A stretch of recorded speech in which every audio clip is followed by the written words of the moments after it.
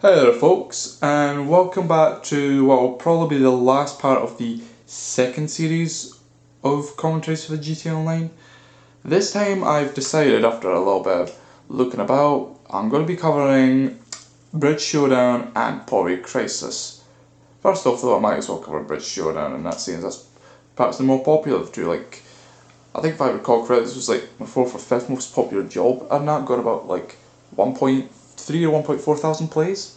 Pretty damn impressive actually, and again, I'd say this is one of those fair ones. Like, it's all about dominance in a way, because if you noticed, a lot of the jobs that I have, like, they've got all shit weapons and health and that right where these start spawning, and all the good ones are at the centre and that. Except here's the thing, what I decided to do a bit differently this one was that I wanted to try and put the team spawn points right at the centre, and so whoever gets to kill all the people off in that and still living, they get to reap all the rewards, which in this case are the good weapons. So it gives them a bit of a fighting advantage, so to speak.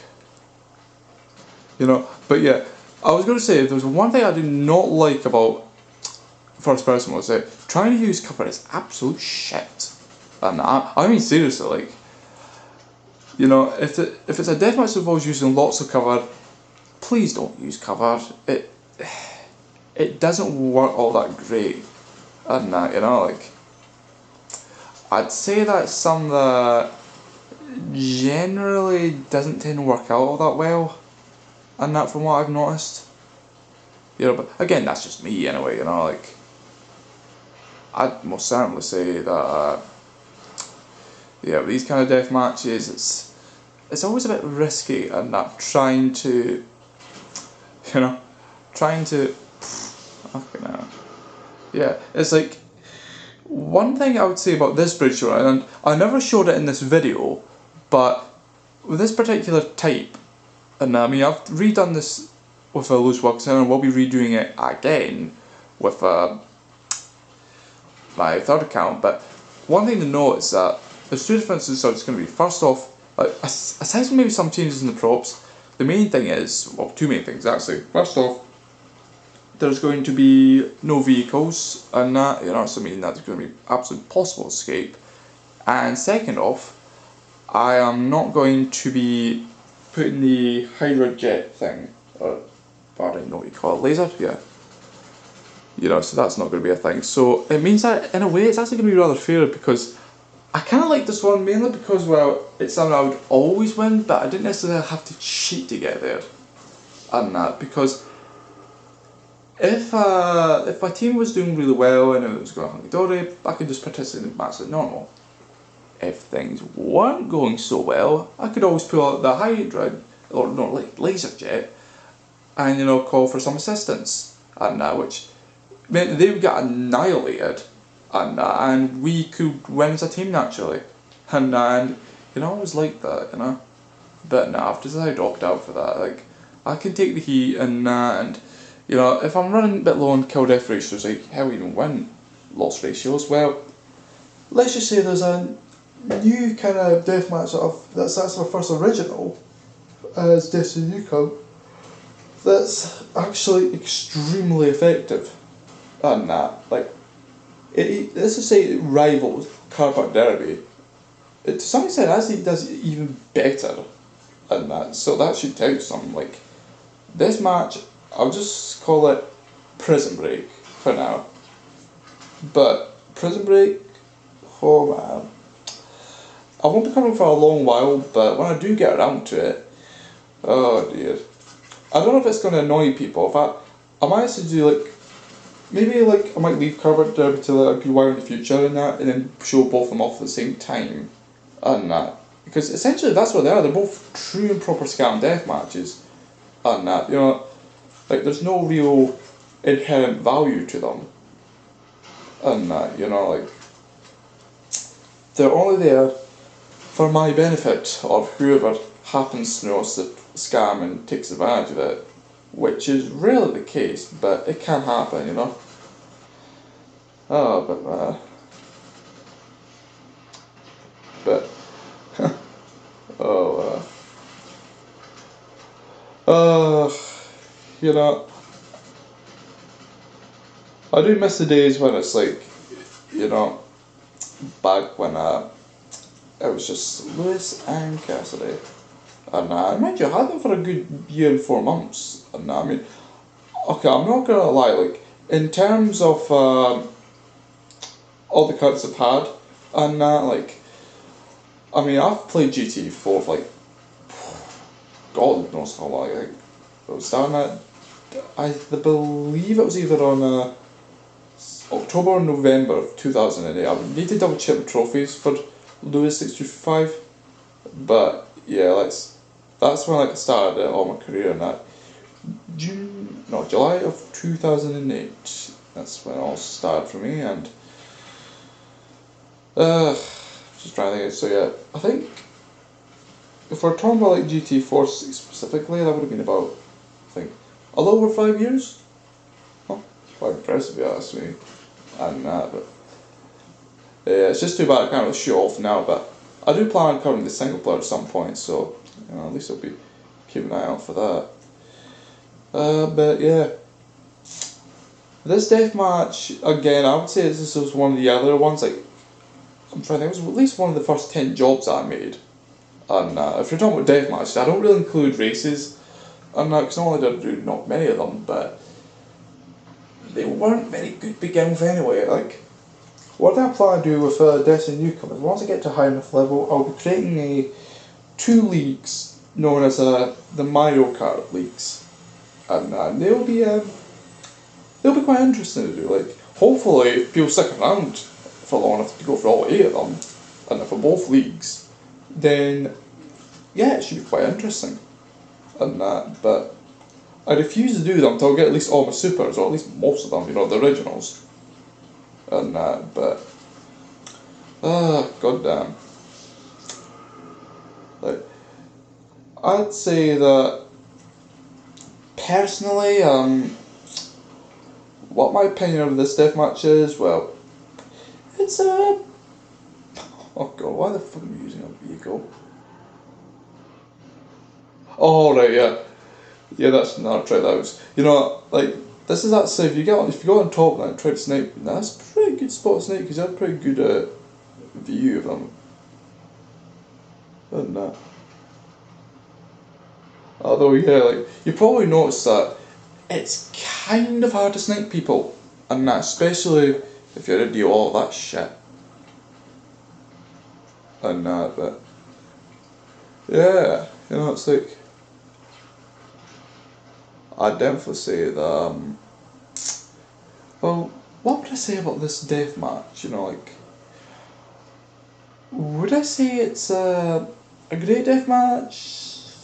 Personally, I'm actually kind of mixed. Like, it's definitely a good deathmatch, at least for me personally. Like, you know, strategy wise, because it is rather fair.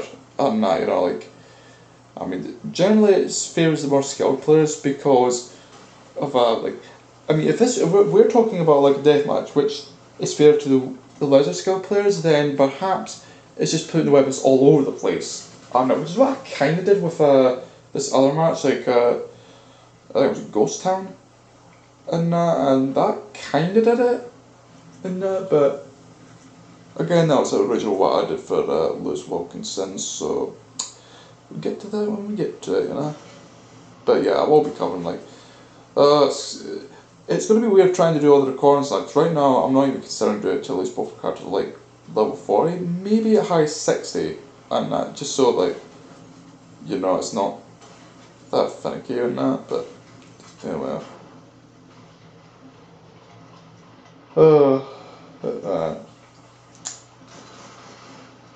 It's definitely so. So that was bullshit. Oh, fucking hell. But yeah. So overall, what's my genuine consensus of Bridge Showdown?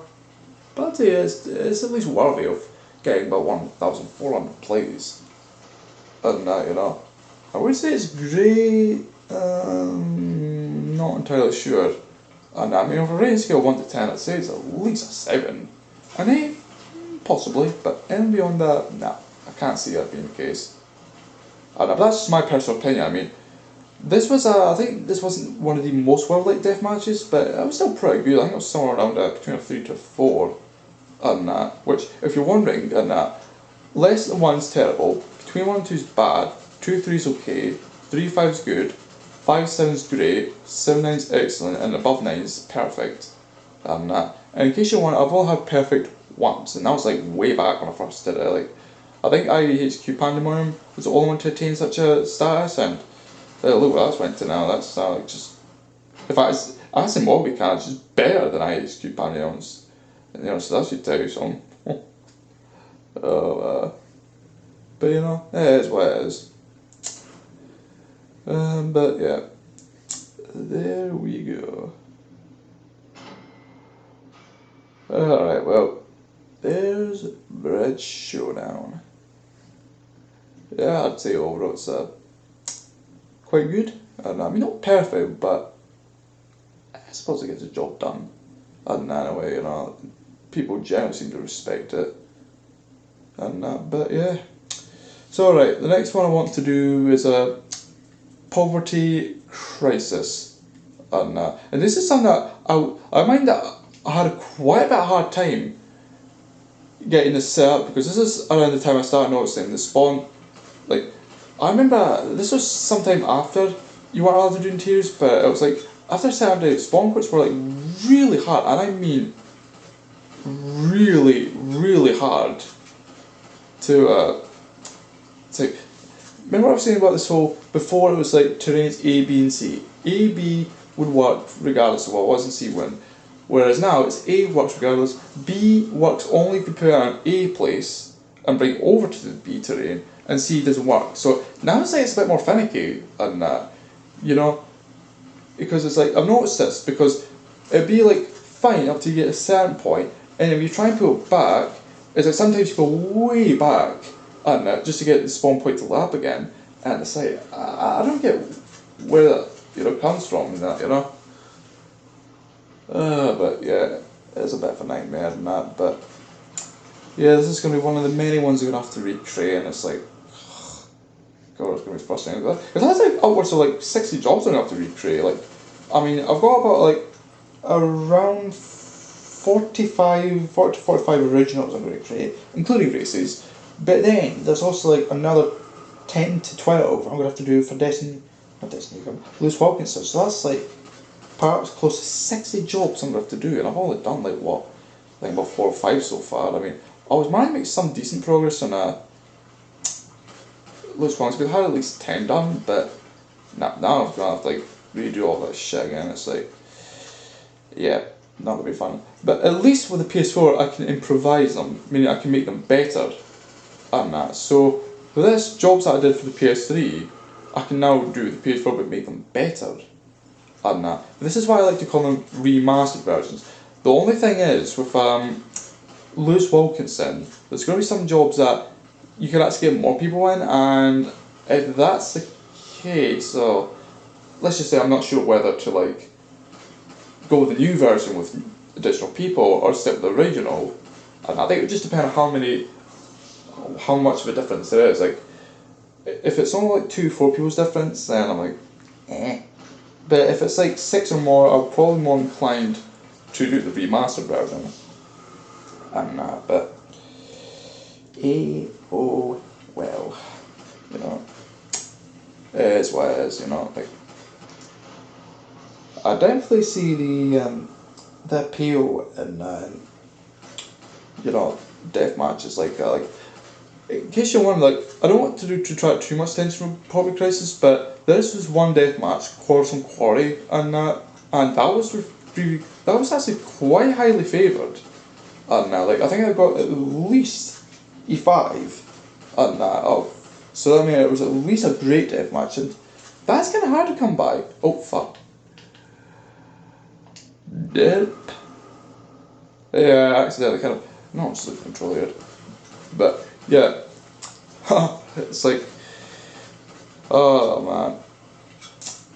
With Poverty Crisis though, it's like, yeah, the idea about Poverty Crisis is that you're using just shitty weapons and that, no heavies, no advanced weaponry, they're just using just the usual stuff like pistols, micro SMGs, pump shotguns, assault rifles. I think I have Molotovs in there as well. And I might have a sniper rifle, but then again I might not. And I think the best weapon there is just a machine gun. And but yeah, poverty crisis. Oh man, like, I'd say for deathmatch this isn't too bad actually. And I mean, like usually what I try to do for deathmatch is I try to like balance it out in a way, you know. But yeah, it's like honestly, this isn't too shabby, and like, you know, I'd say for a deathmatch anyway, and that's pretty unique in a way, you know, like it involves using like see a lot of things I try to do like with regards to like, naming deathmatch, I try to make them fit within the deathmatch theme. You're like, you'll notice a lot of them like they make at least some sort of sense, and because I try to actually put effort into my death matches, and I mean, I think the thing is like it's honestly hard just to gauge how good my death matches are compared to other people's, because I feel like with some people it's like they don't put much effort into it. Like they put effort into like I would say the only thing I'm guilty of is perhaps these scam death matches, but even then I try to make at least fit the theme somewhat. I even tried to mislead people into making it look like it's a genuine death match. And I mean the only way you'd be able to tell that is for the rating and that, like, you know, right now the Carpenter is just bang on 50%, whereas Prison Break, let's just say when Construction Disaster 2 when I first did it, got about 21%. I thought that was bad.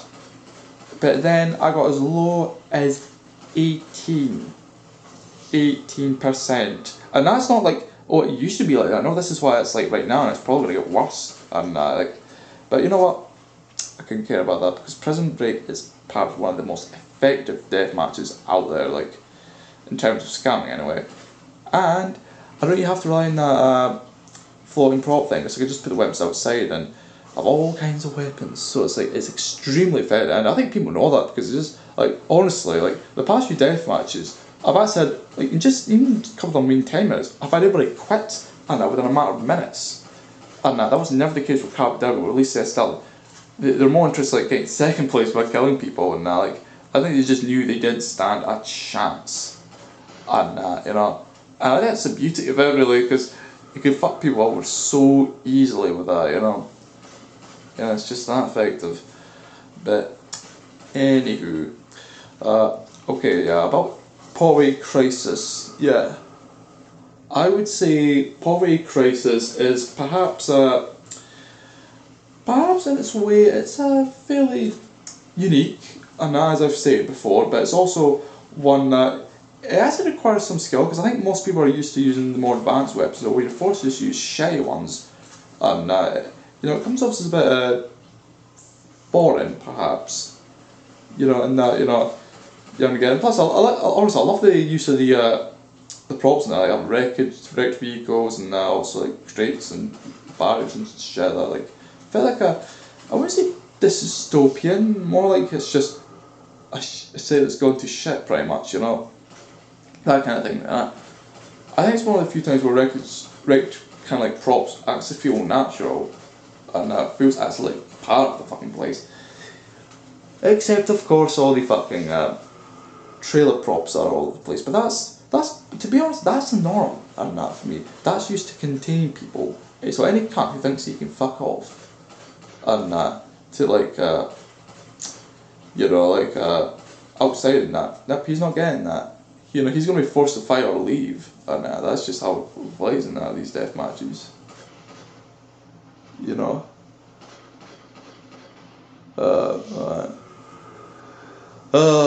But yeah, with these kind of death matches, I feel like the thing is, it's important to get a good balance so that just about everybody has a fighting chance, and you know, and you can tell by the likes, like I do pay a lot of attention, and to how many likes my death matches get. I mean, death matches get a ratio of say, I'd say right now it's hard to say. I would have said 5 before, but now I'm more inclined to say 4, because one thing that Rockstar has done is a bit bullshit is the fact that if somebody, like before, what I thought was if the job doesn't start, then you got a dislike.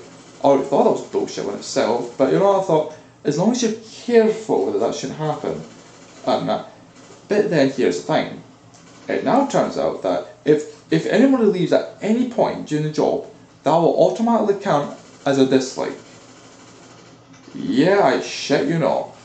That will count as a fucking dislike. I don't even know why that is, like, honestly, it's actually kind of frustrating in that, because some people will just leave regardless, and before that was never a problem and that, but I suppose the least good thing now is that this will affect all of my jobs. Not like it kind of affected some jobs, but kind of doesn't with others and that.